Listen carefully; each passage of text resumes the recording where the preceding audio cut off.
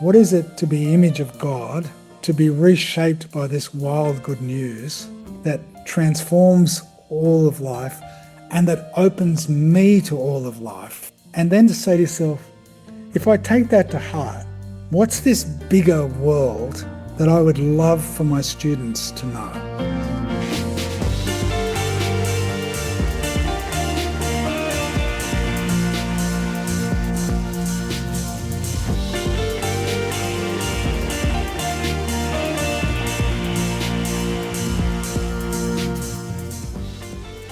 Hi everyone, welcome back to Makerspace, a podcast produced by Christian Education National. My name is Sam, and this week I get to talk with author, speaker and consultant Mark Strom. Mark is the author of the popular books Reframing Paul, the Symphony of Scripture and Lead with Wisdom. He also served as principal of Laidlaw College in New Zealand from 2005 to 2009, where our paths crossed despite never actually meeting. Mark is a Pauline scholar, and so in this conversation we centre mainly on the thinking of Paul in his letters, and the way he seems to be doing something revolutionary with his understanding of the way the gospel changes the world. This was a dynamic and inspiring conversation that helps us not to sell short, as Mark says in his own words, this wild good news. So enjoy!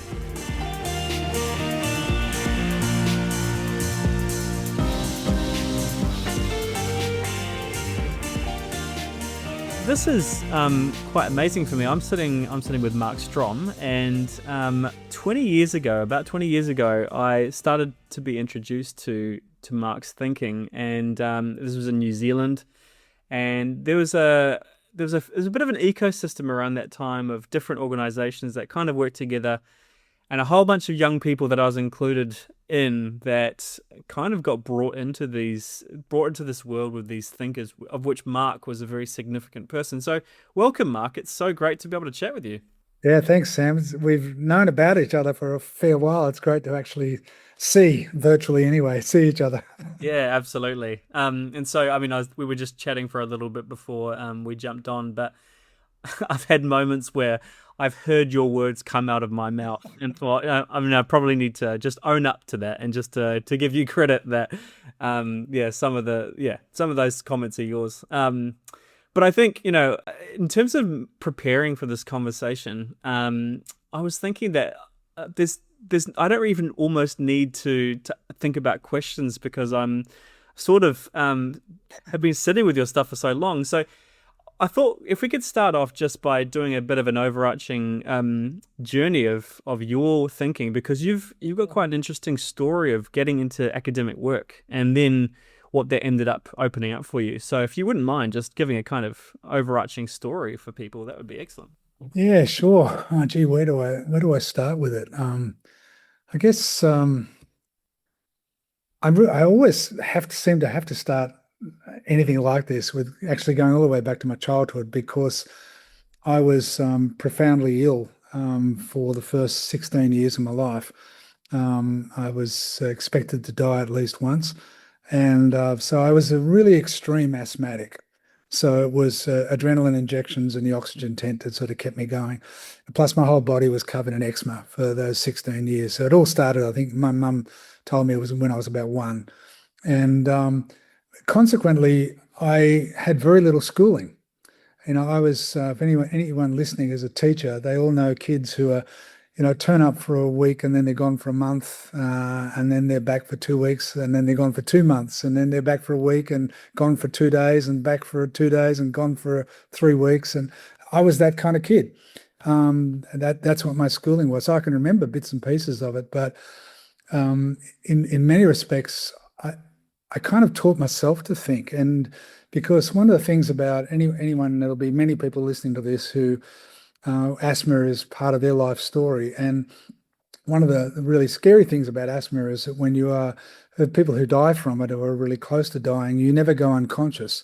You are fighting for breath the entire time. It feels like you can't get air in, but the reality is you can't get air out. And in those moments, you need some sort of distraction. And I think for me, the distraction was to just think and to kind of ponder, even as a young child, in however naive it would have been and childish it would have been to kind of start to try and ponder the imponderables, all the big questions. And it's such that when I actually first studied any formal philosophy a long, long time later, I remember reading William Barrett, who was an American philosopher who was commenting on Heidegger. And his comment was that Heidegger had said, a man, and you'll pardon the masculinity of it, that's, back in the 1930s, a man is not truly alive until he passes from the general proposition, all men will die, to the specific proposition, I will die. And I remember reading that, I must have been, I don't know, 19 or something, and thinking, oh, yeah, I know that. I remember that. I've been there, and so there's always been a kind of an eclectic nature, I think, to my thinking and the things that I've drawn on, not by design, just kind of like, what else do you do? And I started to get well in my last 2 years of high school, but I think, the frustration of all those years started to come out in some really unfortunate ways. And those were not good years for me, or probably from my family. And such that, I really bummed out when it came to the trial high school certificate. Somehow I managed to get through, got into engineering, New South Wales, walked out after 3 weeks. And basically I just felt lost. And and I went off and I was a bricklayer's labourer and a builder's labourer, and I worked on farms and I drove trucks, ended up driving semi-trailers later on, and along the way still kind of kept thinking, still trying to find people who had something to say. My earliest sort of chosen connection to the Christian world was through the God Squad, and they were based in those days. This is what, 1970, I don't know, 76 or something. They were based at the House of the New World in Sydney, which was part of the counterculture scene, the Jesus Revolution, all that sort of stuff. Right. So Yeah. this is those who thought they were still in the 60s, and they were based there, and Truth and Liberation in Melbourne. And so I got to know Smithy, John Smith, and that whole world, and was part of the squad for a few years. And so my sort of earliest sort of chosen connection to Christianity had this kind of radical edge to it, this kind of sense of there was something remarkable about this man Jesus, not in just the classical evangelical ways of what did he accomplish by his dying and rising, but in the broader sense of what did his life look like, and what did his engaging with people all around him look like, from the least desirable to those who had authority. And that, I don't think I've ever been able to shake, the sense of being drawn towards him, for that as much as for any other, broader theological reason. And so it was a kind of a roundabout way that I ended up even studying theology. A conversation with an old fellow who said to me one day, you probably do have a brain. Why don't you go back and study? And I spent 4 years at 3 different institutions. Went back to driving trucks.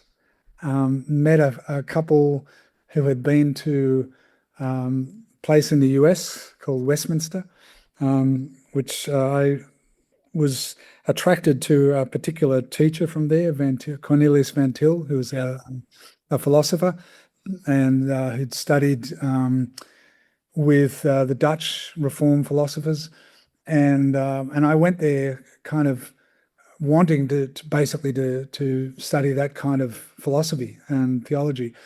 Found myself drawn far more into the world of biblical studies through guys like Tremper Longman and Ray Dillard, and hearing this whole idea of biblical theology for the first time, this sense of rather than the Bible being like this big resource that you tip certain verses out into 10 different boxes in order to build your systematic theology.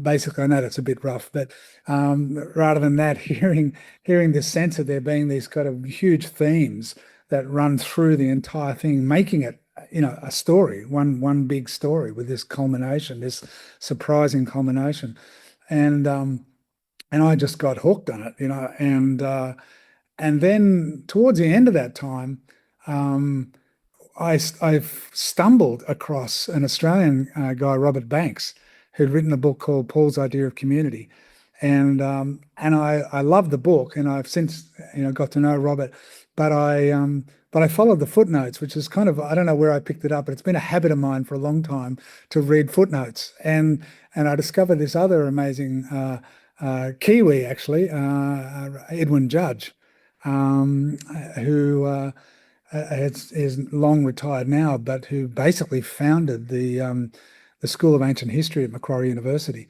And through that, I became aware of that whole world of the social inquiry into the Greco-Roman world, and which I already had some exposure to through the ancient Near East, through Tremper in particular. Um, uh, so I did papers over there in what was a really deeply conservative and very tight institution, but I had the privilege of the friendship of three or four professors who dispositionally didn't fit that. Mm. So, They, so what age were you at this stage? so this is my late 20s. Late 20s. Okay. Yeah, mid late 20s.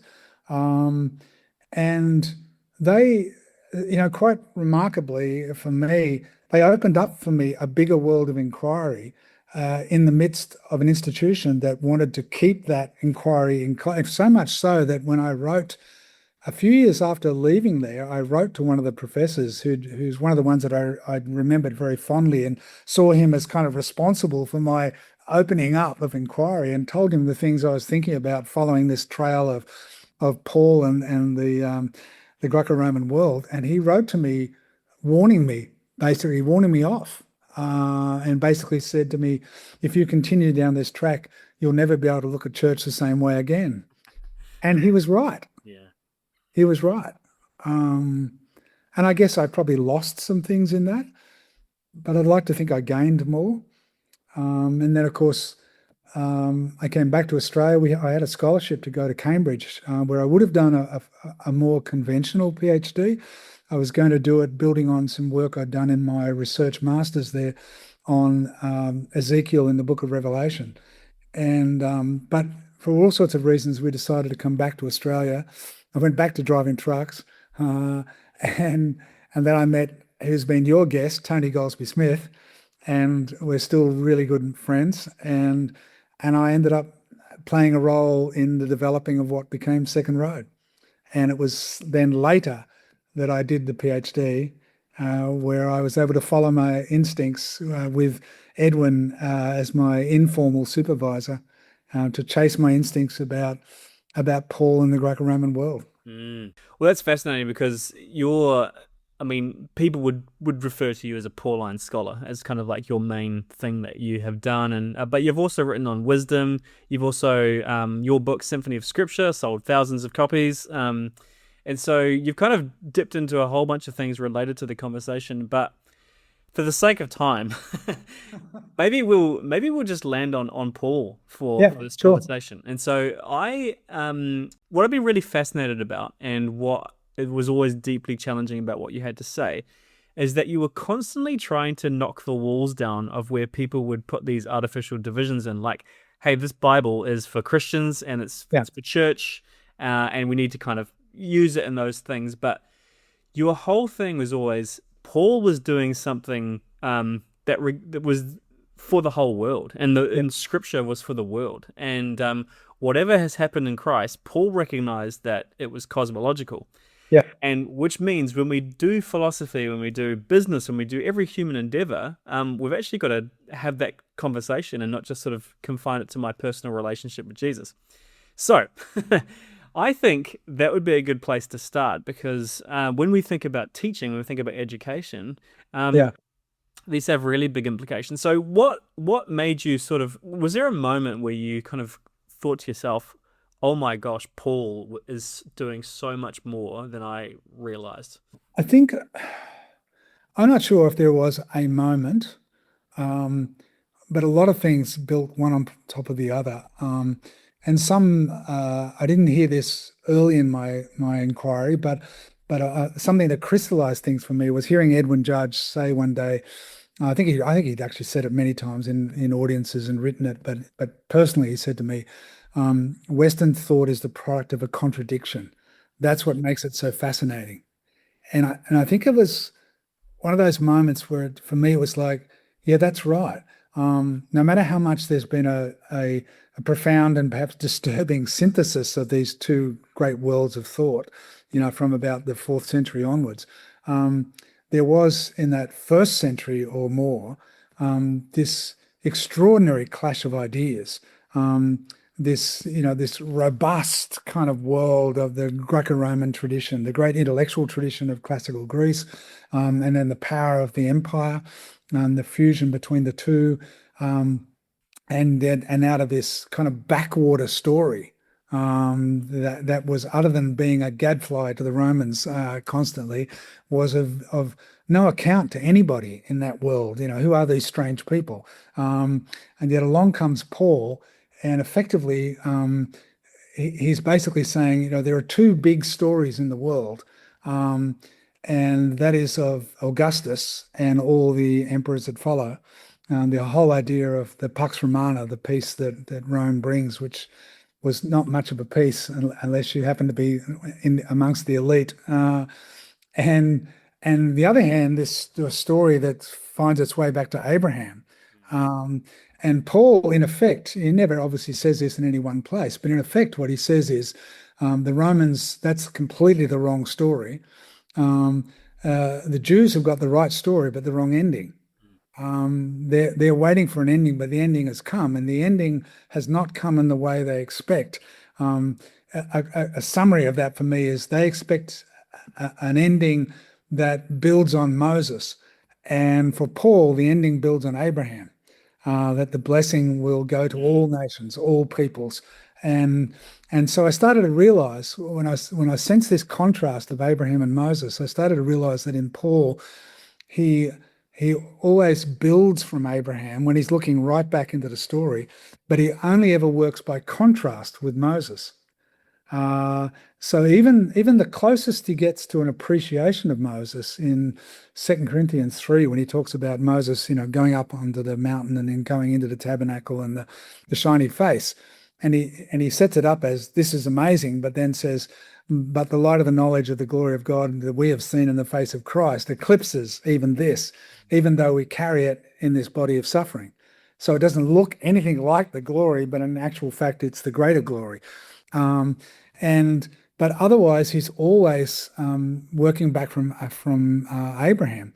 This sense of what was going to happen was going to be for the whole earth. And so then I started to kind of think about the things that had shaped Paul's life to this point. I mean, the big reference points for him, the law, the temple, the land, all that goes with the law in terms of the festivals, and his whole sense of Jewish identity. And I started to realize that Paul either draws strong contrast to those things, like the law in Galatians, or he avoids them altogether. It's extraordinary to imagine a guy who arguably was part of the Pharisaical group that had some kind of political link to the kind of anti-Roman activism in Judea, that he basically, the land is gone in his thinking. Yeah. And so if you look at in Romans, there's this interesting, skipping over a lot of things. It's this interesting line in chapter 4 of saying it's about Abraham. It's not chapters 2 and 3. It's not the law. It's Abraham. And then he says, and the turning point is this new man has turned up, and it's not Caesar. It's not Augustus. It's this crucified Messiah is the new Adam, the new man.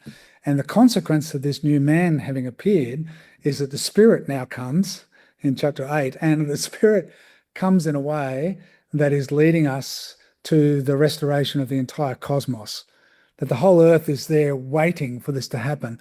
And in the next 3 chapters, he says, however you read it, and I know there's lots of different ways of reading 9 to 11, but effectively what he says is Jewish privilege is gone. It doesn't mean he still has a sense of indebtedness to the story, and the sense that the story is only intelligible as you understand that background. But the sense of the privilege, no, it's gone.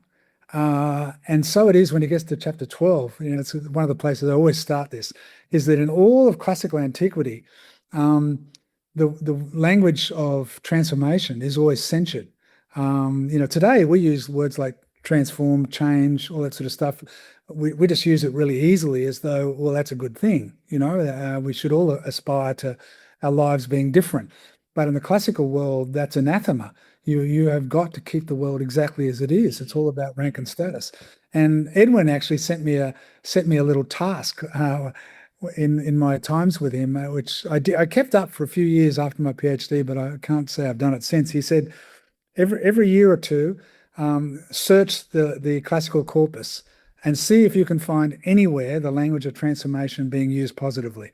And the truth is you can't. And so the very first time is Romans chapter 12, verse 2. Do not be, so therefore be transformed by the renewing of your mind. Do not be conformed to the patterns of this world, the schemata, but be transformed by the renewing of your mind. And this thing hit me of going, I was always taught that verse as a kid, as it was about don't drink, don't smoke, don't all these kind of little moral crusades, and you sit there and you go, that's not what he's talking about. He's talking about what are the huge structures that shape the world of the Roman people he's writing to, and that's empire, that's the hold of classical rationalism. That's the hold for many of them of Jewish nationalism. It's the hold of elites and education. And he's basically saying that the time's come. You can be different. The world can be different. And the way you'll be different is that this story, Abraham, new Adam, restoration of the whole cosmos, end of Jewish nationalism, that story will shape you into somebody else, somebody new. Okay, why do you think then people constantly want to shut this down? And I mean that even the word holy has been taken to mean God is morally pure, and which is such a reduction. So what do you think it is about human beings where and particularly within Christian communities, where we're uncomfortable with the cosmological scope of what Paul's referring to? We want to kind of reduce it to an ethic. What's going on there? I think there's two things, and they're related to one another. And for me, I've got to put an historical lens over this.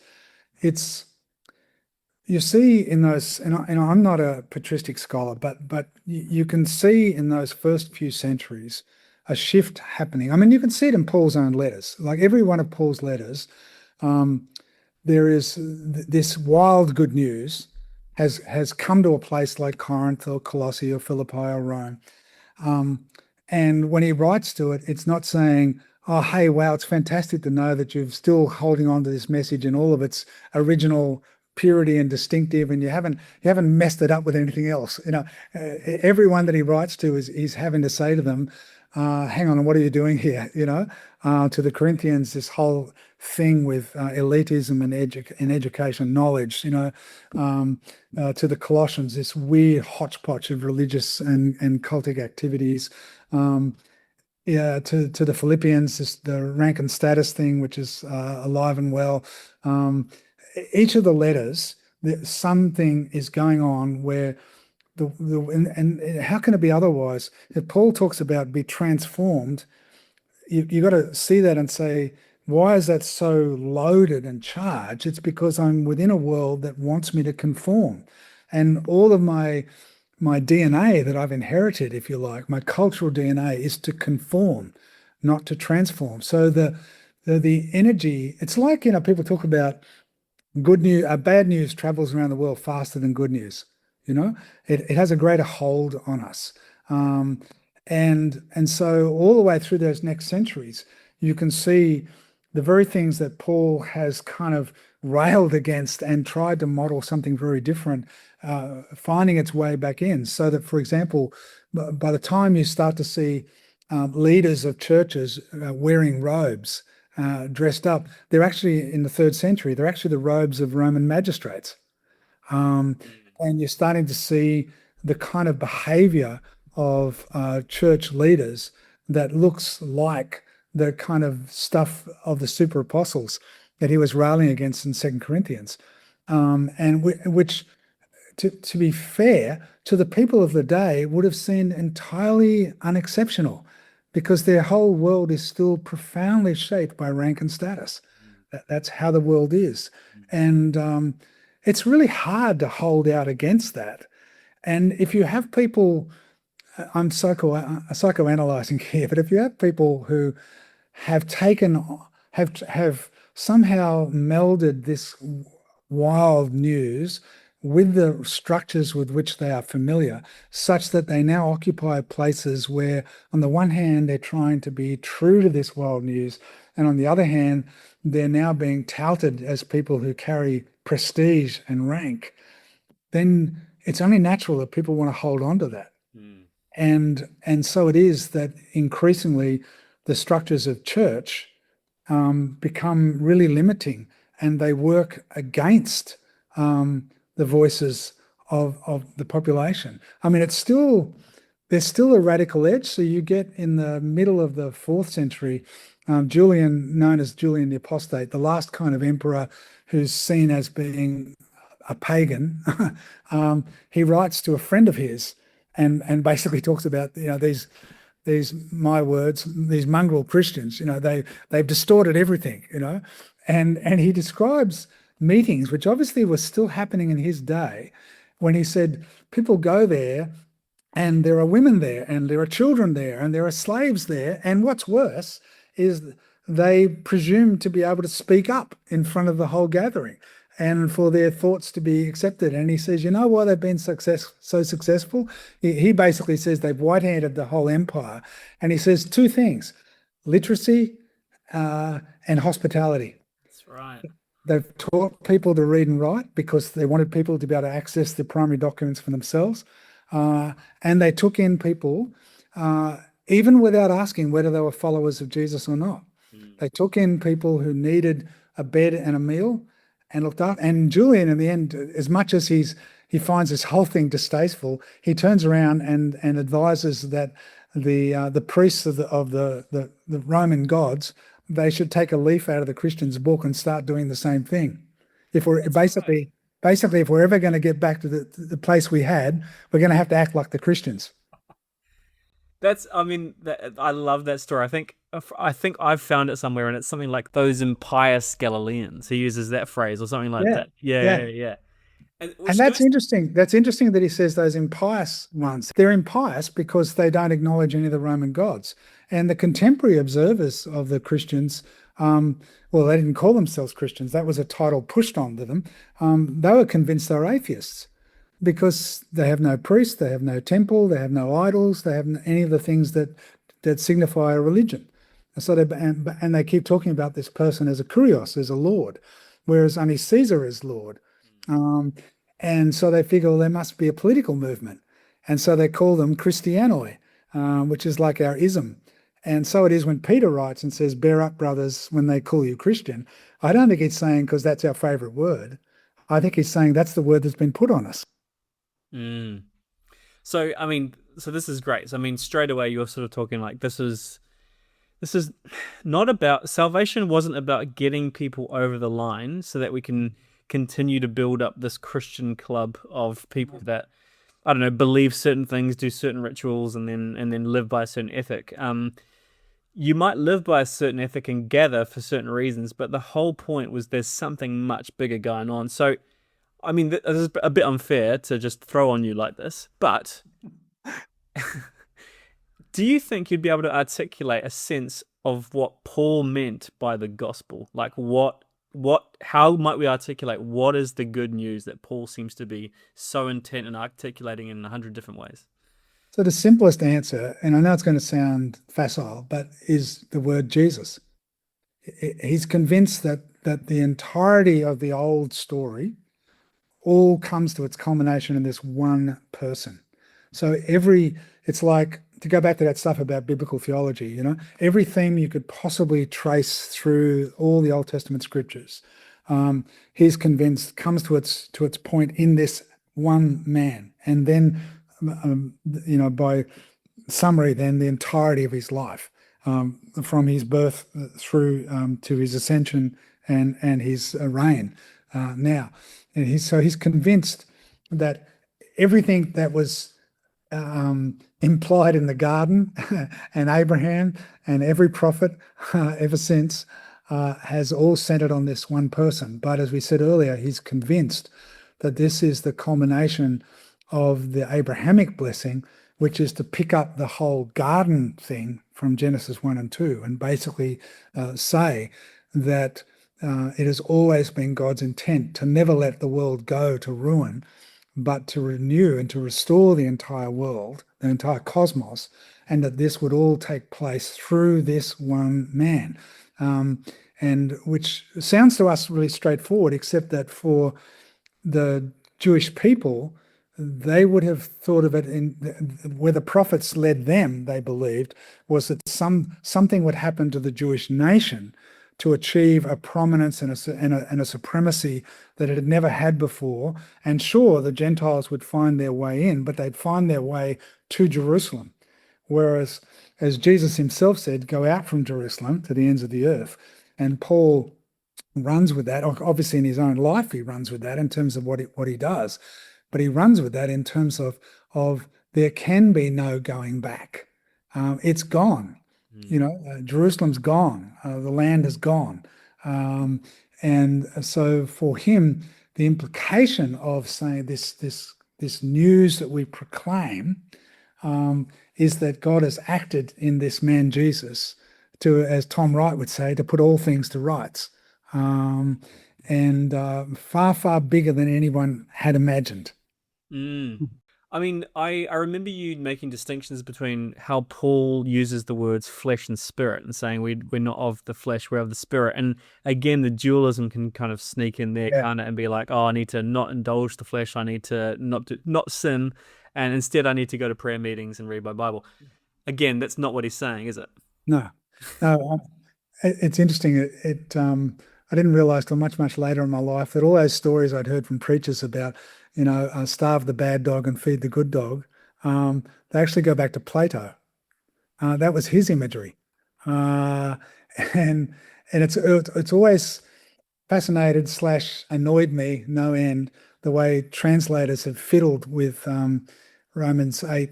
Oh, I'm forgetting I think it's verse 9, where he actually says, the Greek simply says, you're not in the flesh, you're in the spirit. And translators, the NIV in particular, goes to these ridiculous lengths of inserting the words according to, live, and as if, well, you're actually in both, but just don't live like the flesh, live like the spirit. And Paul's actually saying it builds on the two Adams. So he's saying you're in the new Adam. You're not half in the old Adam and half in the new Adam. You're in the new Adam. Now, can I choose to act like I'm in the old Adam? Of course I can. Can I choose to act like I'm in flesh? Of course I can. But it's not truth. It's not my identity. So the challenge is not, oh, how do I keep fighting these two halves of my identity? The challenge is to say, let go of the false identity and embrace the new and true identity. Oh, beautiful. I mean, okay, so to kind of, that reminds me of a story of someone gave me a lecture that you had given somewhere, and it was about grace. And so I remember it was like this 2 or 3 hour lecture, and you were talking about the distinctions between living according to a legal code or living in grace. And I remember listening to it more than once, being like, it felt like a bubble was trying to burst within me, because I was like, I get it, but I've never lived out of that paradigm. And you talked about, if you would, you were thinking, if I wanted to love my wife, one way to go around that is I'd start to write a list of all the ways in which I could love my wife and then try and live up to that list. And in the end, it ends up destroying me because I just feel that this heavy weight above me. And the reality is you end up focusing far more on the list. Exactly. And what I think I have to do rather than on this magnificent human being.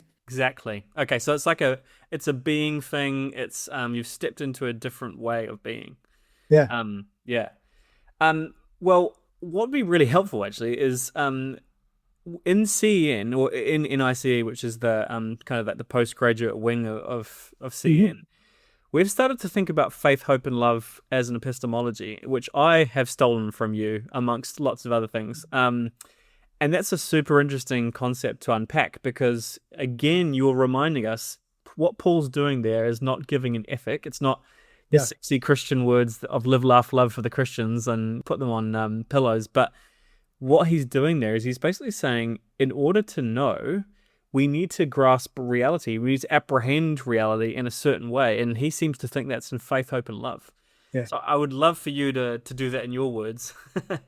Yeah, and no doubt I'm influenced by other people here more than I can possibly trace. But when I first saw this, I wasn't aware of any particular person that actually said this. But I mean, I'm claiming too much probably, but I'm certainly influenced by people like Newbegin and others. But I came at it from not from thinking about epistemology, though that has been a lifelong hobby for me to think about that. Um, but I came at it, I guess, because I was looking at Paul again in terms of how he sat within the Greco-Roman world and looking at the Corinthian correspondence and asking myself what's going on here. And in First Corinthians, seeing um, this thing this play that's going on about knowledge, right from the very first chapter. You know, that where's the wisdom of this world, where's the philosopher, etc.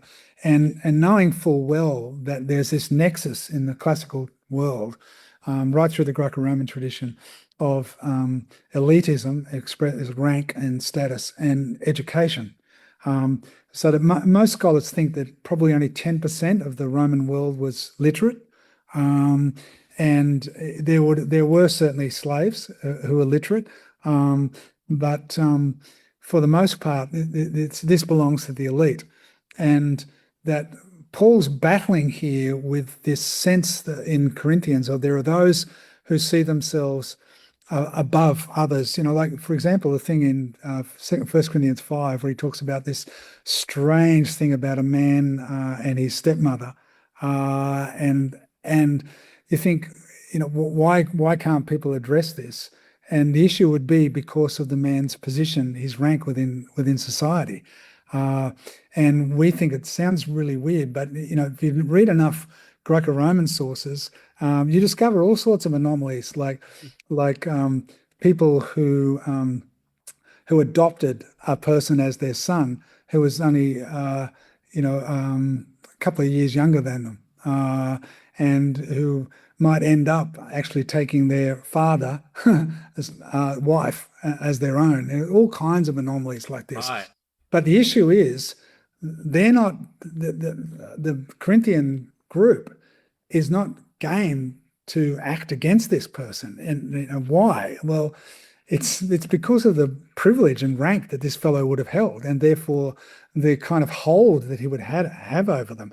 And so as you wander through, you can see this kind of these two themes of elitism and the role that knowledge plays and the pretense that knowledge plays in this.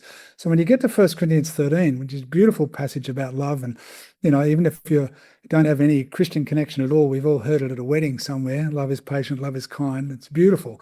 But the context is not ethics and it's not love. The context is knowledge. And in verse 3, there's this extraordinary statement where Paul says, even if I knew all things. And that's the most succinct statement you'll find anywhere in the classical corpus of the desire of every classical philosopher. That's what they all wanted, exhaustive knowledge. And Paul effectively says, well, what if I pulled it off? What if I had exhaustive knowledge but did not have love? And I'm as useless as a bell ringing in the in the desert, And so he goes on then. So he's talking about how it is, how love sits alongside of this desire to know, and to know in ways that are deeply entrenched in elitism. And he starts to build a picture of another way of being, which isn't just ethics and morality, though of course there's all sorts of things in there that love is patient, love is kind, does not keep a record of wrongs. You can read those and say that's a really good way to live. Although to Paul's hearers or readers in Corinth, they would not have read it that way as we do.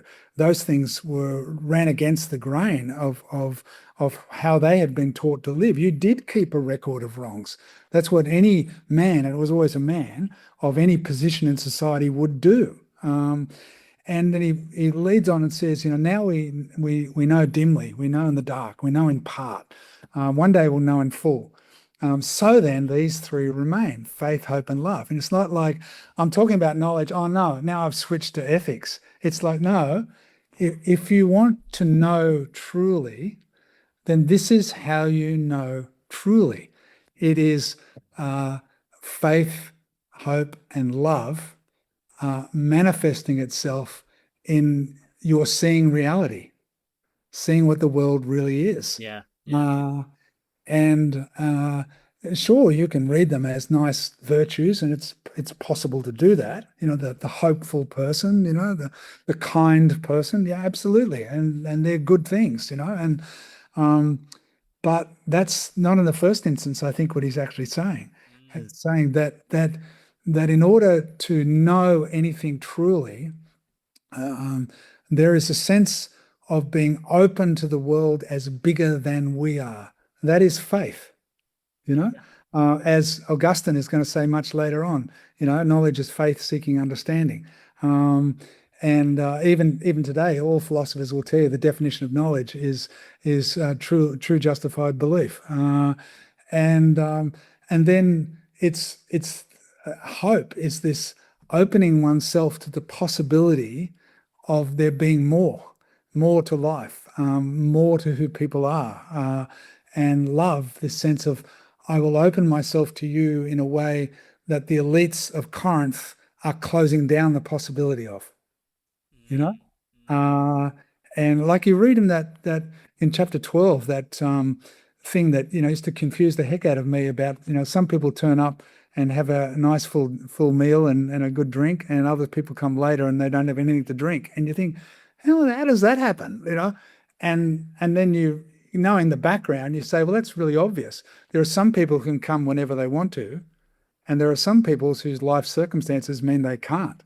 And furthermore, when they turn up, they will not be welcomed as you are an equal to us, and we have kept these things for you, but they'll be treated exactly like they would normally be treated. You are not worthy of food or drink. And for Paul, there's a kind of this isn't just some sort of moral failure. This is a failure to see truth. It's a failure to see the world as it really is, to realize, as you'll say somewhere else, there's neither Jew nor Gentile, to mix them up, Scythian or barbarian, slave nor free, male nor female.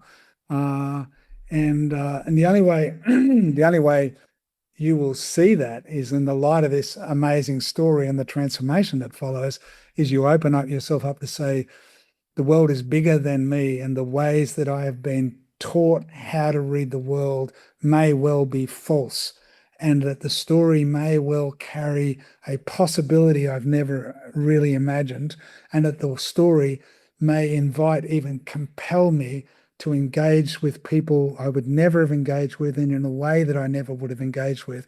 And so it is that as I believe that and hope that and act in that way, I come to see the world in a way I would never have seen it before. Well, what was interesting about the article that you've written on that is that you refer to this way of knowing as sapiential. Well, basically, you're saying this isn't a Christian ethic of knowledge. This is actually how humans know. This shouldn't be confined to the church walls. This is Paul's cracked it, essentially. Yeah, it was interesting that I gave that paper originally in Shanghai at a conference of management scholars and senior business leaders from all around the world. And at that conference, people were basically saying there was a need to get back to some kind of virtue ethics. And the two figures that they were looking to were Aristotle and Confucius. And now I'm no scholar in Confucius, but I know enough about the classical world to go, hang on a minute, because at the same time, you're all here believing at least these three things, that change is a positive thing. Uh, you believe in that you think we should embrace the fundamental equality of all people in the workplace. Uh, and what was the third? Oh, and that the complexity of modern organizational, pardon me, and economic and political life means that narrow rationalism has not served us well, and we need ways of knowing that are more open. And so it was at that paper that conference that I said to them, well, I don't know Confucius well enough, um, but I do know Aristotle well enough to know that he would have been aghast at those three themes, and that the only figure you're going to find in antiquity that's going to open those up for you is this guy Paul. But to do that, you're going to have to leave all the prejudices which Christianity has taught you at the door and recognize him as a figure who has profoundly shaped the thinking and acting of the world as we've known it in the last 2,000 years. Obviously, it's not, Paul was building on the story of Jesus, not on his own story, but nonetheless, given that he wrote the first books of the New Testament and that he engaged with the story in the way that he did, he opened up a possibility of seeing the world in a profoundly different way, which Western history is still working out the implications of. And so for me, it was my own little Areopagus moment. There's been a few. Yeah, I mean, because that's what's fascinating is that, you've done this theological work, but then you've moved into the world of consulting and you're actually saying, oh, this stuff, because it's sapiential, it can be taken into the marketplace, it can be taken into the world of business. And so to pick up on another area that you've kind of explored in your writing, it's this area of wisdom. Yeah. And this is the area that you had asked to speak on for the TED Talk, and you wrote Arts of the Wise Leader. And basically what you're trying to do in that is to say, hey, look, there's patterns of life that we need to pay attention to. Yeah. And what's fascinating is in the last 10 or 15 years or so, wisdom is 100% back in fashion. People are turning to all sorts of things, but I think the general sense of how people approach wisdom and deliver wisdom is that it's under kind of the banner of human optimization of like, how do I sort of improve myself? That's not Paul's vision. That's not the gospel vision. So, what is wisdom and why do you feel free to bring it into business? It's interesting. My journey into it largely came through my very dear friend who you've also had on here, Tony Goldsby-Smith. And I was involved with Tony, right from the very beginning. 6 months after he started what became Second Road, I joined him.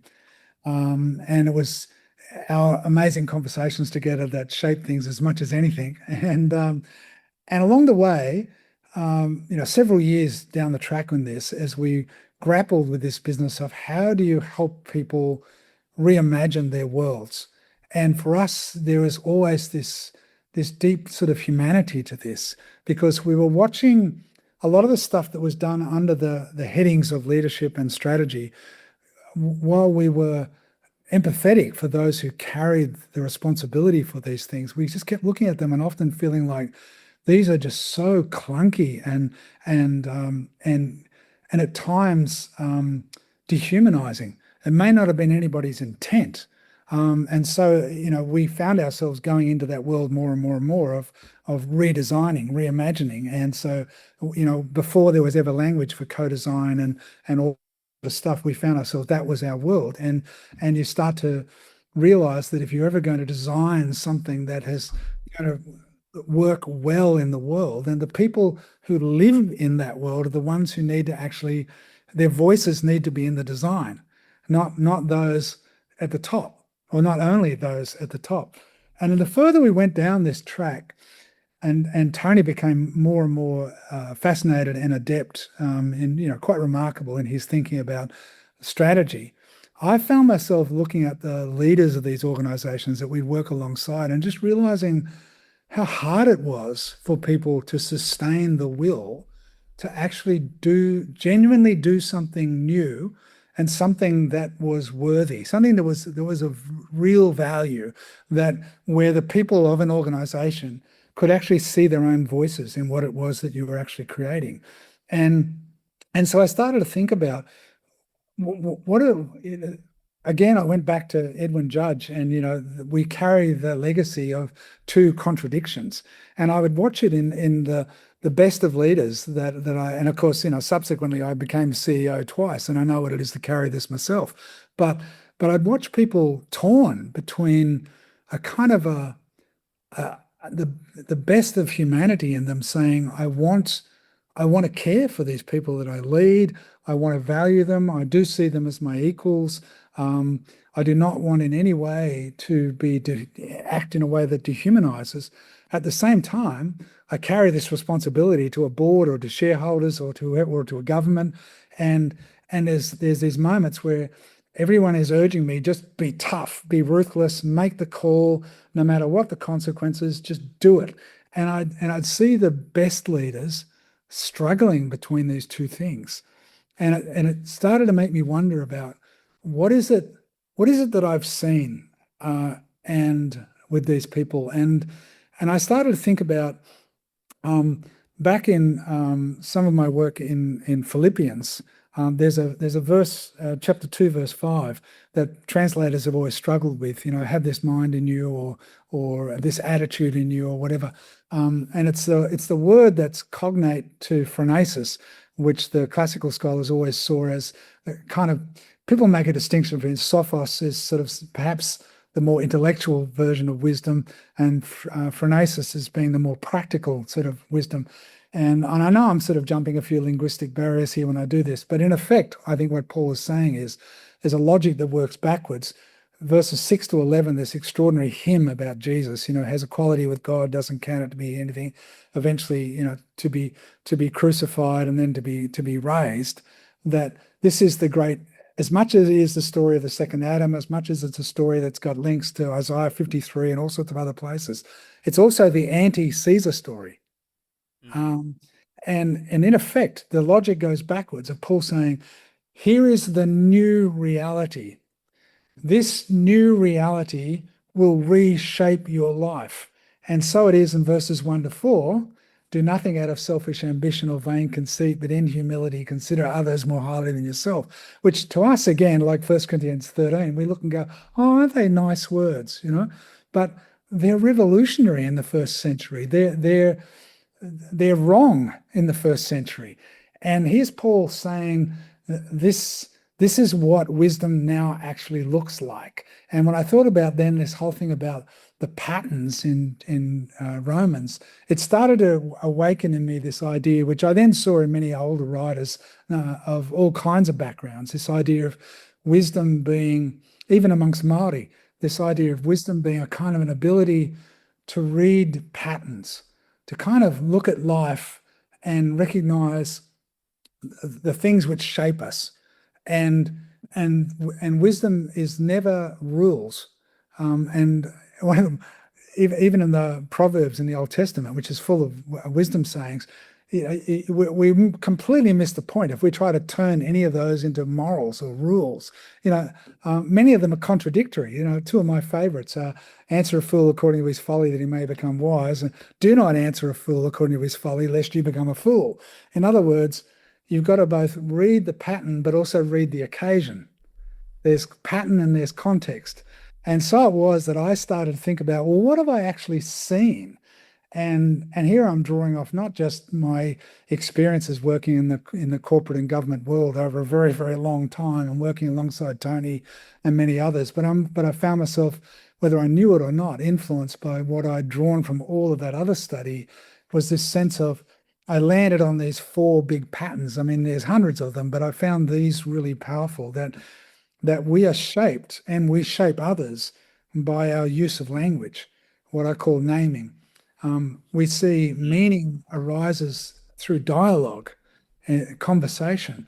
We see that we are always seeking to influence, and yet influence, the richest influence comes out of relationship. And all of us face the darkness there's a question of character here. And so I went on to write about those four things, and the other four were my way of how do you work with this, and the power of story, which will be no surprise given everything I've talked about as my background, that I would think of that. And brilliance, which comes as much as anything out of this sense of being image of God and being gifted, this incredible other innovation of Paul to dare to say everybody's gifted. Um, and then this sense of what it is to speak the truth, promise with hope. And then the last one, of course, was grace, what it is to act with kindness and dignity, irrespective of rank. And it's interesting that when I've run retreats pretty much most continents. I haven't been to Africa or South America, but every other continent I've run retreats, 3-day retreats with leaders of all shapes and sizes. And I've run them with everyone from Boilermakers at a railway yard through to the boards of seriously big companies that everyone would know the name of. And it's been fascinating that people would say to me, "You're not using any management words at all." And I'd say, "No, because if I do that, you'll just critique everything that I'm saying. I'm wanting to ground this in something older and plainer." And it's really fascinating how that people will say that the two things that hit them the hardest are the emphasis on language and realizing how our own language defrauds people, and the emphasis on grace. And people will say, "I've seen it myself over and over again, that a genuine act of kindness is sometimes the only thing that can move you beyond an impasse." That's awesome. I as I'm sitting here listening to you, I'm thinking, this is. I mean, I think you used to use the metaphor of sandpit. And you get to play in sandpits. You take this stuff and it's like actually obedience becomes a creative act, because you're just like, what do I get to do with this? It's not what do I have to do, but what do I get to do with this? The fact that reality has been revealed to be a certain way in the shape of Christ. I guess we're probably going to run out of time, and the problem with this is that I do want to keep talking to you because there's so much I want to jump on, but maybe if we could land this. I mean, you have had experience in education. You've obviously lectured. You ran a theological college for a little bit, and obviously you've then written for theology. So you've had your head in education. You've had your head in philosophy and theology and that as well. I guess we have a lot of people listening in that are involved in education, and particularly Christian education. Yep. How would you begin to start grounding some of the most important ideas here to say, hey, if you're a Christian educator, this is where you need to start from, and this is the direction we need to go? What are kind of the core things that you'd love for people to start chewing over? Well, I'm going to say something that's probably controversial. I came to this belief a long, long time ago that I think it's a mistake to use the word Christian and Christianly as an adjective and an adverb of anything. And I know that's going to sound absurd and all the rest of it. And I don't mean to say that to be dismissive of what people have done. Okay. So that's not the point at all. But my sense is that when you do that, it's really easy to find yourself saying, what's the Christian thing I'm meant to do here? Or what is it about Christianity that I'm meant to be upholding? Rather than saying, what is it to be image of God, to be reshaped by this wild good news that transforms all of life and that opens me to all of life? And then to say to yourself, if I take that to heart, what's this bigger world that I would love for my students to know? And what's the disposition I want to build in them? It's not a reckless belief in anything and everything that goes. There's an inquiry in this. But rather than saying, hey, there's a club that we have to uphold at all costs, to say there is no club, but you are drawn into a story bigger than any of us, and that story can carry you into every part of life. And don't worry about, and it goes back to, you mentioned the word holy early on. We've done some horrible things with that word. It just means to be distinct, Mm. right? And distinct doesn't mean superior. It doesn't mean I am someone who has the prerogative to judge you. Think of it. I like the word intrigue. What does it look like to live in a way that people find you intriguing and want to know what's the story? Mm. What's the story behind this? Mm. And so I would say to all educators, live and teach that way, and build that openness and inquiry into your kids. Mm. Oh, that's amazing. That's beautiful. I mean, I've had the privilege of being able to sit with these ideas for a long time. If people wanted to engage with you, in terms of just reading up or listening to some things, what are some of the best ways for people to do that? Well, I'm not out there anywhere anymore, Sam. Yeah, so I'm not Have on. to sneak their way up to the Blue Mountains and kind of track you down Yeah, with the sniffer dog. yeah, and invite me to breakfast at a good cafe. Oh, okay. Oh, you heard it here Uh, first, folks. yeah. I mean, I think still probably the two books that I would say that I've written that I'd stand by, are Reframing Paul, so where I try to tell this big story, and the other is the more recent one, which is Lead with Wisdom. They're both, I think, Reframing Paul is still available as an ebook, and so is Lead with Wisdom. I think they're no longer in print, either of them. Okay. Luckily, I have a real version, so that's good. That'll be a collector's edition at some point. Well, thanks heaps for having a chat, and it's been so great to hear you speak again and articulate things that only in the way that only you can, and to be able to reminisce a little bit as well. Yeah, It's it's nice. been good, Sam. Yeah. Well, hopefully bump into you at some point. But again, just to say thanks, not just for this conversation, but on behalf of a whole bunch of kids from 20 years ago in New Zealand, thanks for really putting something in us that has stuck around, and just know that you are remembered fondly, and that you made a big impact, and we're really grateful. Oh, thanks, Sam. That's really kind of you. Mm.